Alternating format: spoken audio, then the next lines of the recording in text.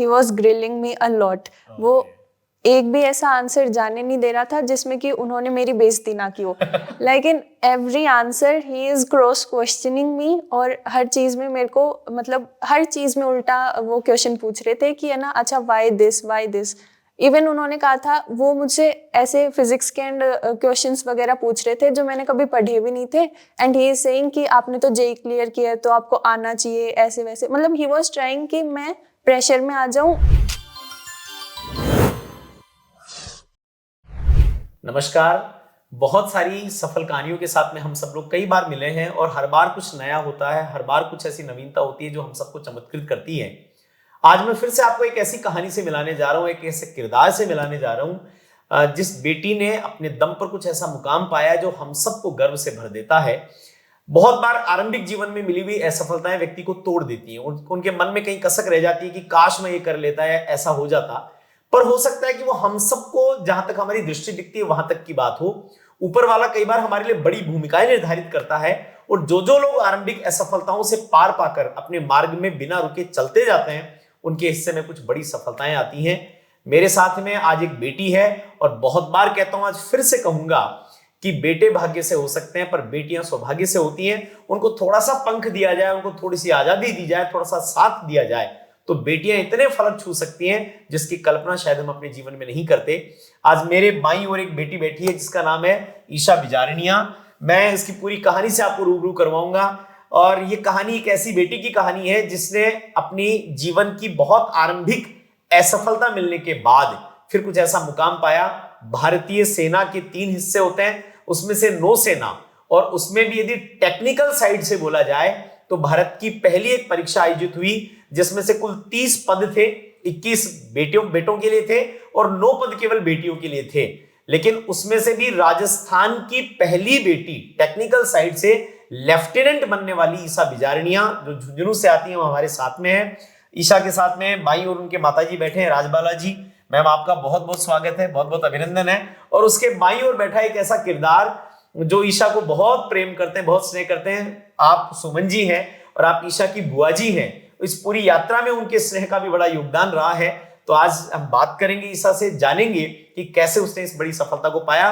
और इस वीडियो को देखने वाले लोगों से मैं कहूंगा कि अपने बच्चों को भी ये वीडियो दिखाइए, क्योंकि आप राजस्थान की पहली उस बेटी से मिल रहे हैं जो भारतीय नौसेना में टेक्निकल साइड से पहली लेफ्टिनेंट बनने का गौरव हम सबको प्रदान करती है। ईशा, बहुत बहुत कांग्रेचुलेशंस, बहुत बहुत शुभकामनाएं। देखो ईशा, हमारे लिए तो एक गर्व का विषय है। हमारे लिए इसलिए भी होता है कि जब कोई व्यक्ति बड़ी सफलता पाता है तो वो किसी व्यक्ति की, उसके परिवार की या समाज भर की सफलता नहीं, वो पूरी एक सामाजिक सफलता बनती है। और आप राजस्थान की पहली ऐसी बेटी बनी है जो लेफ्टिनेंट बनेंगी, और वो भी राजस्थान में टेक्निकल साइड की ओर से, भारतीय नौसेना की ओर। शुरू में आप हमारे मैट्रिक्स में आए, आपने वहां से जेई की तैयारी शुरू करी। मेंस तो आपका हो गया, पर एडवांस में शायद आपको सफलता नहीं मिल पाई, जो नहीं मिल रही थी। हाँ। उस समय की क्या मनस्थिति थी, या जब वो परिणाम आया तब आप क्या सोच रहे थे? सर, जेई मेंस का एग्जाम जब मेरा क्लियर हो गया था, कट ऑफ भी क्लियर हो गई थी, तो मैंने मेरी एडवांस की तैयारी स्टार्ट की। और मैंने दिन रात मेहनत मेरी पूरी की थी कि मतलब कहीं भी ये टाइम ऐसे वेस्ट नहीं किया, कि मैंने मेरी तरफ से पूरी मेहनत की कि आईआईटी के लिए मेरे को अच्छी कॉलेज चाहिए, तो उसके लिए प्रिपरेशन अच्छी करनी है। तो मेरी तरफ से मेरी तैयारी अच्छी थी, पर मैंने जब एग्जाम दिया तो वो काफी टफ एग्जाम आता है, तो वो मुझसे क्लियर नहीं हो पाया। ठीक है। तो एक टाइप से थोड़ा सा डीमोटिवेशन आया था कि इतनी मैंने मेहनत की, पूरी साल मैंने ड्रॉप भी लिया कि मैं तैयारी करूँ और अच्छी कॉलेज ग्रैब करूँ, पर मुझे वो कॉलेज नहीं मिली थी, तो डीमोटिवेशन आया था। ठीक है। पर साथ में मैंने कुछ और एग्जाम्स दिए थे, जैसे बिट सेट वगैरह का भी दिया था, तो उनमें एक डिसेंट स्कोर बन रहा था। बट फिर जून के टाइम पे, मतलब इनके रिजल्ट आने के बाद एंट्री के लिए नोटिफिकेशन आया था। अच्छा। कि 10+2 बीटेक एंट्री के लिए, जिसके अंदर था कि गर्ल्स के लिए भी सीट निकाली गई थी इस साल। पहली बार थी शायद? Yes, for first time. तो it was like a luck for me कि मेरे लिए ये सीट्स के लिए, मतलब मेरी एज भी नहीं हुई थी, सो आई अप्लाइड फॉर इट। अब जेई मेंस के लिए, जेई मेंस का स्कोर इसके लिए इम्पोर्टेंट होता है, सो उसके अंदर मेरा डिसेंट स्कोर था, तो मेरी जो उन्होंने नेवी ने कट ऑफ निकाली थी वो मेरी क्लियर हो गई थी।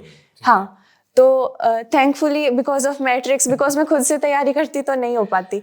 इस तैयारी में ये रहता है कि आप थोड़ा सा तैयारी करना, थोड़ी सी मेहनत करना, थोड़ा सा लड़ना सीख जाते हैं। हाँ, तो जीवन में आगे हर जगह काम आएगा। उसके बाद में फिर आपका एसएसबी की ओर आप आगे बढ़े।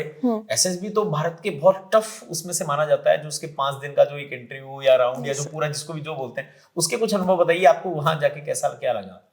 एसएसबी में 2 स्टेज होते हैं। पहला स्टेज स्क्रीनिंग का, जिसमें पहले दिन बच्चों को पास होना होता है। तो उसमें हमारे 148 लड़कियों की रिपोर्टिंग थी। एंड पहले स्टेज में OIR टेस्ट एंड PPDT वगैरह होते हैं, उसमें पिक्चर दिखाते हैं और हमें स्टोरी लिखनी होती है और ग्रुप डिस्कशन करना होता है। ठीक है। तो उन सब के बेसिस पे हमें 30 बच्चों को स्क्रीनिंग किया था, ओनली 30 गर्ल्स आउट ऑफ 148। या बाकी सबको पहले दिन भेज दिया था। तो उस दिन स्क्रीनिंग होने के बाद थोड़ा सा कॉन्फिडेंस आ गया था कि चलो पहला स्टेज क्लियर हो गया, तो होप फॉर द बेस्ट कि मेरा सेकंड स्टेज भी क्लियर हो जाएगा। या ठीक है। तो उसके बाद फिर मेरे बाकी के 4 दिन थे, तो मैंने मेरे मतलब ऐसे था कि कुछ भी प्रेशर नहीं लेना, इंजॉय करना है मेरे 4 दिन को। सो मैंने जो भी टास्क आए थे, GTO था एंड साइकोलॉजी टेस्ट वगैरह जितना भी था, सबके लिए अच्छे से कॉन्फिडेंटली सब दिए, एग्जाम्स दिए। इंटरव्यू था, इंटरव्यू भी मेरे लिए टफ पड़ा था, बट मैंने वो भी एकदम कॉन्फिडेंटली दिया था। और फिर आखिरी दिन जब कॉन्फ्रेंस का रिजल्ट बताते, तो उस दिन मैं कॉन्फ्रेंस इन हो गई थी, रिकमेंड हो गई थी। अरे वाह, बहुत Yes, बधाई आपको। ऐसा कहते हैं कि जब इंटरव्यू चलता है तो कई बार इंटरव्यूअर जानबूझ करके हमको डिस्ट्रैक्ट करता है, थोड़ा सा ह्यूमिलेट भी करता है। आर्मी में हो तो वहां तो आपका टेम्परामेंट तो बहुत जरूरी है चेक करना। आपके साथ भी कुछ ऐसा हुआ? यस सर, मेरा इंटरव्यूअर था, he is like he was grilling me a lot. वो एक भी ऐसा आंसर जाने नहीं दे रहा था जिसमें कि उन्होंने मेरी बेइज्जती ना की हो। Like in every answer he is cross questioning me, और हर चीज में मेरे को मतलब हर चीज में उल्टा वो क्वेश्चन पूछ रहे थे कि है ना, अच्छा वाई दिस। इवन उन्होंने कहा था, वो मुझसे ऐसे फिजिक्स के एंड क्वेश्चंस वगैरह पूछ रहे थे जो मैंने कभी पढ़े भी नहीं थे। एंड ही इज सेइंग कि आपने तो जेई क्लियर किया है तो आपको आना चाहिए, ऐसे वैसे। मतलब ही वाज ट्राइंग कि मैं प्रेशर में आ जाऊं और मैं सर को कह दूं सर आई डोंट नो, और सर मेरे से नहीं होगा, ऐसा कुछ। बट आई वाज कॉन्फिडेंट, मैंने मेरा पोस्चर मेंटेन रखा और विद अ स्माइल मैंने सर को सारे आंसर्स प्रेजेंस ऑफ माइंड के साथ दिए। वो बेसिकली वो चेक करते हैं कि आप रिएक्ट कर रहे हो कि रिस्पॉन्स कर रहे हो। Yes sir. भाई कहीं ना कहीं बच्चे क्या होते हैं, प्रेशर में आके रिएक्ट कर देते हैं। और आपकी जिंदगी में तो आपको हर जगह रिएक्ट करने का अवसर नहीं मिलेगा, आपको रिस्पॉन्स करना पड़ेगा। सिचुएशन टफ आ गई है तो रिस्पॉन्स करिए, उसको ठीक करिए। वहां रिएक्ट करने का मतलब निकलता है। पर मजा आया मतलब उसे इंटरव्यू में। हाँ, दैट वाज रियली इंटरेस्टिंग। मतलब सब ऐसे लग रहा था मेरा 5 दिन अच्छे जा रहे थे, बट वो जो 1 घंटा था वो मुझे ऐसे लग रहा था कि मेरी लाइफ में इससे ज्यादा बेइज्जती कभी नहीं हुई। लेकिन उसके बाद की जो खुशी मिली वो भी पहली बार मिली होगी लाइफ में। Yes sir. एसएसबी के इंटरव्यू में बहुत बार ऐसा होता है कि जो बच्चे मेडिकली फिट नहीं होते उनको टीआर मिल जाता है। Yes sir. भाई आप कुछ आपकी मेडिकल की कुछ कमियां रही हैं, उनको ठीक करो। पर मुझे आपको देख करके लगता है शायद आपको टीआर तो नहीं मिला होगा। नो सर, हमारे मेडिकल्स 10-11 दिन के लिए चले थे एंड मेरे साथ 5 लड़कियां रिकमेंड हुई थी, तो बाकी 4 को टीआर मिले थे। I was medically fit, complete fit. Yes sir. कई बार ऐसा होता है चेक करते हैं तो बीपी बढ़ जाता है बच्चों का, ये कुछ बीपी नो सर, नहीं बढ़ा। नो कुछ नहीं था, वो सब फिट था। Yes sir. मैं मम्मी से बात करना चाहूंगा। मैम, पहले बात तो आपको बहुत बहुत बधाई, क्योंकि हमारे यहाँ पर क्या होता है कि चूंकि हमारा समाज की संरचना ऐसी है कि सामान्यतः जब सफलता मिलती है तो पिताजी को ज्यादा मतलब लोग कहते हैं कि जी उनकी बेटी ने किया। पर मैं ऐसा मानता हूं कि बच्ची की या बच्चे की सफलता में माँ का रोल पिता का यदि 40% है तो माँ का 60% होता है। इसको स्वीकार करने में कोई गुरेज मुझे नहीं है। और बेटी जब कुछ बनती है तो माँ को ऐसा लगता है मैं बन गई। तो आपको कैसा लग रहा है, बेटी लेफ्टिनेंट बनी है? मैं तो मेरी जो खुशी है वो तो शब्दों में बयान नहीं कर सकती। ठीक बात है। पहली बात तो यही है जी। क्योंकि मेरा सपना था और बेटी को आगे निकालना, और बेटी निकली भी इसी क्षेत्र में जाना चाहती थी। क्योंकि आप भी शिक्षिका हैं। हाँ सर, टीचर हूँ मैं, खुद टीचर हैं, बच्चों को पढ़ाती हैं, उनको मार्गदर्शन देती हैं। हाँ, जी। पर और आपने अपने समय की बड़ी सफलता पाई है, पर लेफ्टिनेंट बनना बेटी का मतलब ये ज्यादा गौरव देता है। मेरा शुरू से ही सपना था सर कि मेरी बेटी मतलब निकले इस क्षेत्र में, डिफेंस में जाए, और वो पूरा भी हो गया। तो डिफेंस में लेफ्टिनेंट बनकर क्या क्या करने वाली है वो लिस्ट आपको पता है? बिल्कुल सर, पता है। बेटी मेरे से सारा शेयर करती रहती है। अच्छा। हाँ। तो कोई सी चीज ऐसे लगी डर की ये करेगी तब थोड़ी चिंता हो जाएगी? नहीं, ऐसी चिंता नहीं करती मैं। ऐसी चिंता करती तो उस क्षेत्र में बेचती ही नहीं। ठीक बात है। हाँ।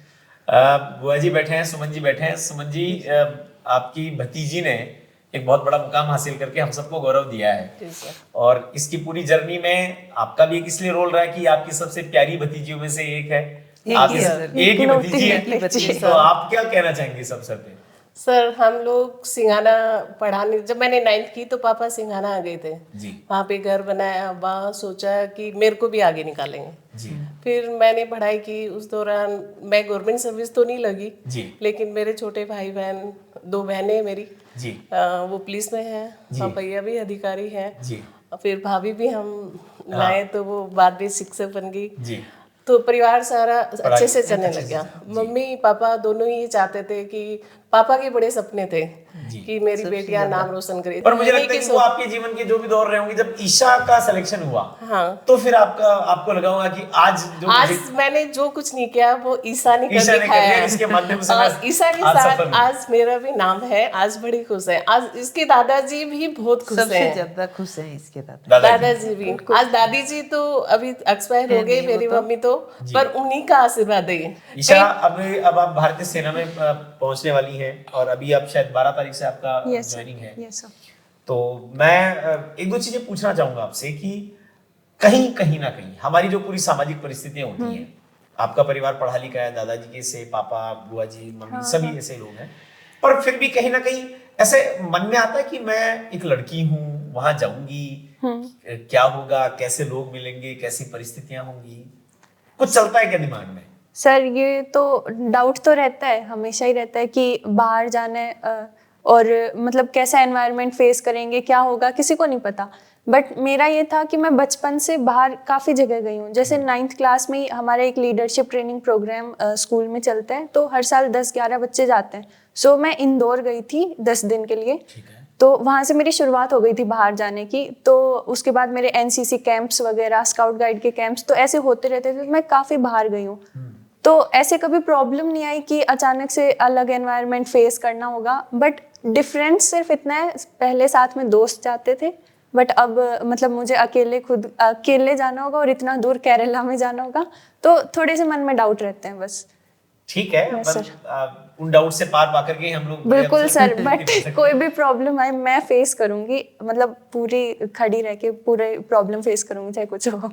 इस इंटरव्यू को बहुत सारे लोग देखेंगे, पूरे शेखावटी में, पूरे देश में लोग देखेंगे, देश के बाहर भी जाएगा।